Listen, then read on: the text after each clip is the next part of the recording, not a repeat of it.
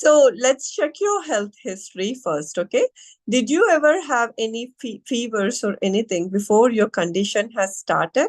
How many fevers have you had? How many medications? Did you take a lot of medications for a very long period of time? Did you have any periods of lot of stress or a short burst of intense stress over a period of time? Or do you have long term digestive difficulties?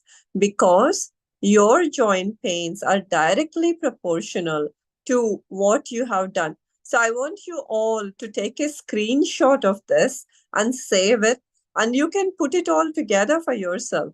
Did you have any chikungunya fever or any kind of a viral fever, malarial fever, where they put you on lots and lots of pain medications, fever reducers, antibiotics before you were diagnosed with this so-called rheumatoid arthritis or back pains or ankylosing spondylitis or anything?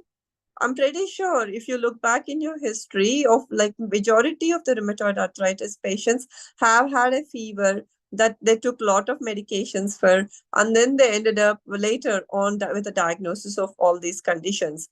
Then did you take a lot of medications over a period of time, like you had a headache or you had gastric issues, and then you had a habit of taking lots and lots of medications for acid reflux or for headaches? Or what about stress, marital stress, job stress, exam stress, or some emotional stress that was part of your childhood or something else that created all these things? So, and then did you have digestive difficulties, acidity, indigestion? How about that constipation, incomplete evacuation of your stools for a very long period of time? All of these things are going to add up because there is a huge big relationship between what you have done and how your joints are doing.